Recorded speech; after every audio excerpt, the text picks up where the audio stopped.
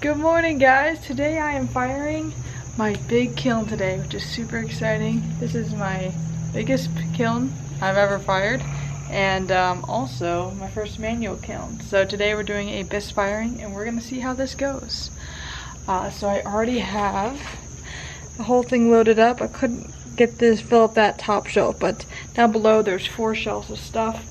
Alright, so I have a kiln sitter locked and loaded in there. This whole switch thing is all together. And so we're gonna go ahead and flip on a switch every hour. And there is 1, 2, 3, 4, 5 switches. We'll see how this goes. It's 7 a.m. right now. I'm hoping this won't be an incredibly long fire since it's a Bisque fire, but who knows. So once it hits temperature, this will all shut down.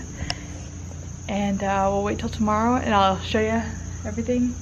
Take it all out. So let's go ahead and get this started. And so it begins. Okay, so it's been about an hour at the first switch. So I'm just gonna go ahead and make sure there's no steam. So basically if you just take like sunglasses or glass and put it up against the people, and if it doesn't steam up your glasses, then you're good. Then you know that there's no moisture inside of here and you can ramp it up even higher.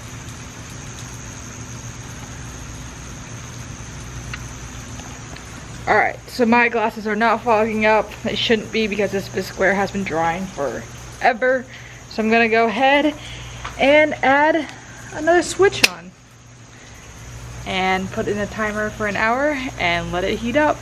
Alright, I didn't get it on camera, but the kiln just shut down.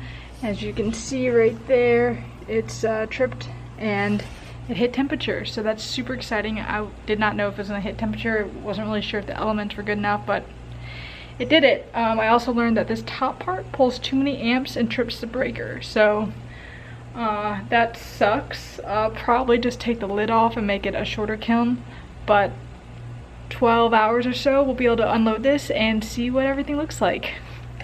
Alright guys, so it is the next day. I shut this off around 4 yesterday and it is about 7:30 now. So touching it, still like slightly warm. I'm gonna start propping the lid open just a little bit to start the cooling process down.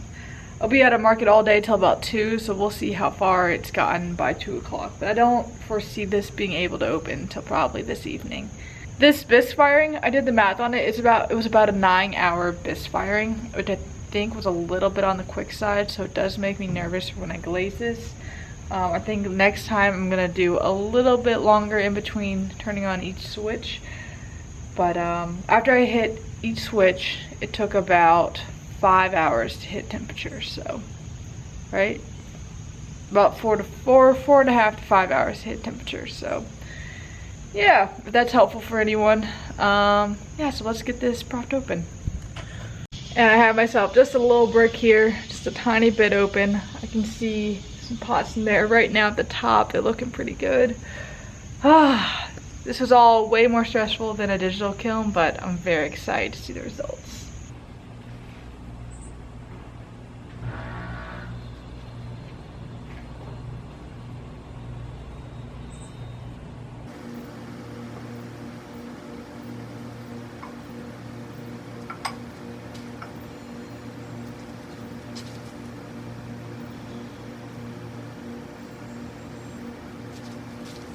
Alright, so this is my first firing complete. Here's the cone pack. This is cone 654. I was shooting for 5, so I think that is correct. Okay, so I did a little bit more research on this.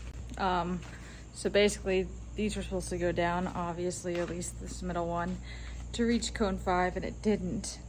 And what I kind of think is going on is this cone pack was on the top near this part. And basically there wasn't enough heat because I couldn't turn this one on because it took too much amps. So I'm gonna take this one off, refire. The lower stuff is hot enough. I can tell that it fired hot enough. So I'm gonna try a glaze fire with just this small part, and we'll see how it goes from there. But yeah, for anyone who was gonna help me out with this, I figured it out. I learned way more about kilns than I had at all with my digital one, but it's all good for me, so it's a lot of trial and error and learning. So I fired 29 items. So all these planters, these gnomes, these bowls, and these mugs. So super excited. First firing I think went pretty well. My glaze firing is gonna be next. That makes me a little bit more nervous, but hopefully we can do that later this week. I'll film that as well, show you guys how that goes. But yeah, if you guys have any tips or comments about firing a manual kiln, let me know, because I'd love to make this as great as possible.